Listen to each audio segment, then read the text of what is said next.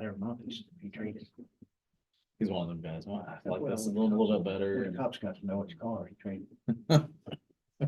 All right, it is 5 o'clock. We will call the March 25th special common council meeting in order. Will you please rise and join me for the pledge allegiance? I pledge allegiance to the flag of the United States of America and to the republic for which it stands, one nation, under God, indivisible, with liberty and justice for all. Clerk Treasurer Price, will you please do roll? Mayor Hughes, Present. Aaron Jabril. Here. Lee Meyer. Here. Spencer Figueroa, Present. Cody Nelson. Will Moore. Okay. The only item we have on tonight's agenda is the proposed resolution 2024-7. Resolution of the City Council of Delphi, Indiana, authorizing the submittal of a petition to the Indiana Department of Local Government Finance to increase the maximum property tax levy for fire protection. Is there a motion to approve resolution 2024-7? Is Motion so. there a second? I'll second. Discussion. Can you give a brief overview for everyone? So we have members from the Fire Territory Board here. So Marcia, you care to give us kind of a general, just a quick spiel on what so this, from my end of it, the state sent out an email last week, pretty much last minute, that said, open this up to all Fire Territory Boards. And of course, they give us the deadline of the 31st. So, yeah, so I sent all you guys that, and then the territory actually meets this Wednesday. So in order for us to get this to the territory board, we got everything moving along, and here we are today. So Marcia, do you want to kind of fill the board in on what this entails? Based on population growth, it's be at least 6%. And the ITA put this bulletin out last year, and like he said, it did come at the last minute. I got it like last week, early in the week, and they said it had to be, if we were gonna do it, that we had to submit our request by Friday last week. And this is really done through a third party, this Coonrod CPAs, and they do all the calculations. And so we just have to have this resolution to move forward. We just have to have this resolution from our provider unit, which is the city, to confirm that they're okay with doing it. And Coonrod will, he wrote the resolution as far as I know. Yeah. He'll also do all the paperwork to submit to the DLGF. And then he's already done the calculation to see that we do have the growth. So he's ready to do it, and we just have to pay him a certain fee, which is, low, and we would could see $15,000 per year gain with this in our for funds for the fire department. And I'm sure if Dan were here, he would be telling you that they need this new funding because of the new growth and all that they're responsible for, and to serve the community properly. Is the funding going to be earmarked for specific items, or is it just to go into like a general It's the budget? general fund, and that's where they need it because they're wanting to, what we've been talking about in the budget is adding a full-time person. Not full-time as far as they spend the night there or anything, but it would be during office hours to get the trucks ready, to do the billing. We lose money by not doing the billing because the billing has to be done within 30 days of the fire. And then also they would do maintenance on the vehicles, and because so many of the guys, they have actual jobs, they can't do it. To be a volunteer and do all these extra jobs, taking care of the trucks, getting the trucks ready, doing the billing, besides their already 8-hour job. This person would be certified. They have to have a certain certification to be able to take this job. And then they would they would have shifts. So it's like it'd be kind of a part-time for some, but it would be a always full position filled by several people. Is what my understanding is. And so that's what they're trying to get the funding for. And we need this because we can't raise, enough tax or levy or anything because our budget's always the same Yeah. ever since it was started, which is 2009. Yeah, and there's, if you guys know anything about the fire service, there's nothing purchased within the fire service that's cheap.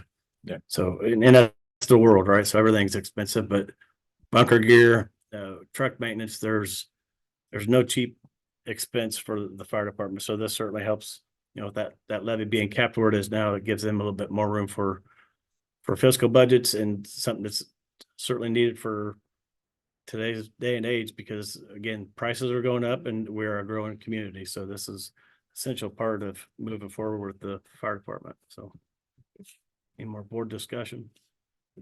That was my only question. So they get a bigger percentage, bigger chunk, but it's not just the raise tax. It raises the levy, meaning that they can make the budget bigger. Make the budget. Yep. So right now the levy is where it's at, it's been the same, like she said, since 2009. So you're basically stuck at that amount for your fiscal budget. So whereas I think a lot of departments throughout the state were having the same issue, and they brought to the attention of the state reps, and here we are. So they've made progress with it and now gave the opportunity for the territories to try to get this in progress. So it's short time period, but again, the contract with the Coonrod after this resolution, they basically they take it. It's theirs. They do all the work. So Mr. Moore. Yes, sir.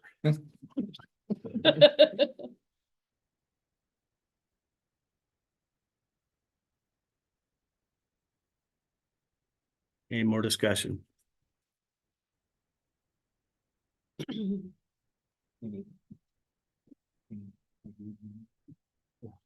Yeah.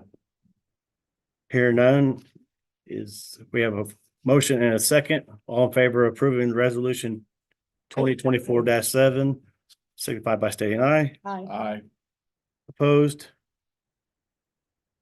Motion carries. Let's see. That was all we have on the agenda for the special meeting. Any board comments, requests? Doyle, anything? Let you catch your breath first. It's a long run from the front. I know it is. Yeah, so no comments over, No. no public comments. Question. Do you Sure. have population counts that were used to determine the 6%? What's that? This. Yes, they use a census. They use the census counts. For 2020 and 2010? I'm not sure. I The think it's the Coonrod previous is the one year. that had the counts. I Do you know think what it was- years he was sent by Dan? I think it was the previous year is what I feel like I read. Because we gave him 3 years worth just to Yeah. kind of cover our bases. So I know with that night we had our fire meeting. I reached out to someone, they sent me several years, but I think Dan had. Yeah, I believe the last one was the previous census. So that's what was sent to Coonrod, I'm assuming. Yeah. So, and that's where he got his number saying, you guys now meet the criteria. Otherwise, we wouldn't even be sitting here. So, What had happened in the past is the ITA had put this bulletin out, the Indiana Township Association, to the townships, and we were always missing the deadline because I don't know why they do that, where they just give you a couple weeks to get all this done. yeah. And they actually sent me an email and said that they had moved the date to April 1st, which is just the difference of a weekend. Yeah. And so, but this Coonrod, he was the one that was always doing the calculations, and it's a formula, he's, looks it up and everything, and so, I'm sorry. He knows exactly what he's doing. To Yep. do it, and he's ready to, we talked about to him, I think it's been a couple weeks already, right? Yeah. We've been in communication with him, so he's pretty much ready to type it all out and send it, and like you said, he's doing all of the paperwork for us. And they've done several. I think they just recently did a department in Cass County and was successful with them. So they have plenty of experience in it and of course, they're close, so it worked out well. So if you want, there's a sheet on the department, I think it's Department of Homeland Security or something that gives all the formulas. It gives how all this is broke down by the state of Indiana. I'd be happy to send it to you, Gail, if you want.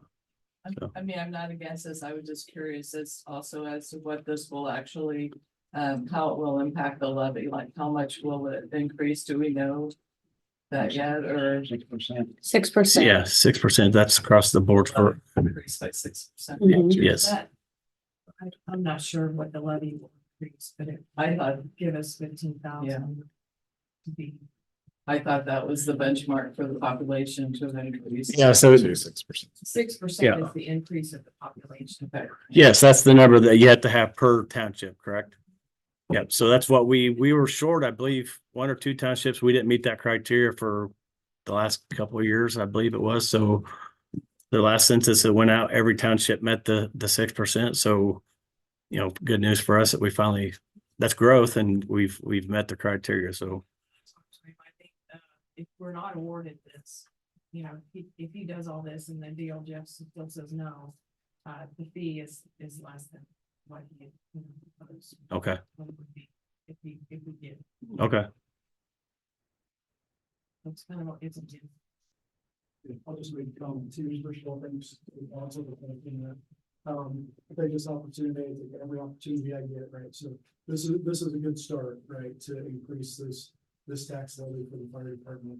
And as we're pursuing economic development in the city and the county and the townships, we need to think about the wood safety infrastructures, right? Because we need to be able to provide services Mhm. as we expand economic development. And we've got 3-story apartment building that's going up.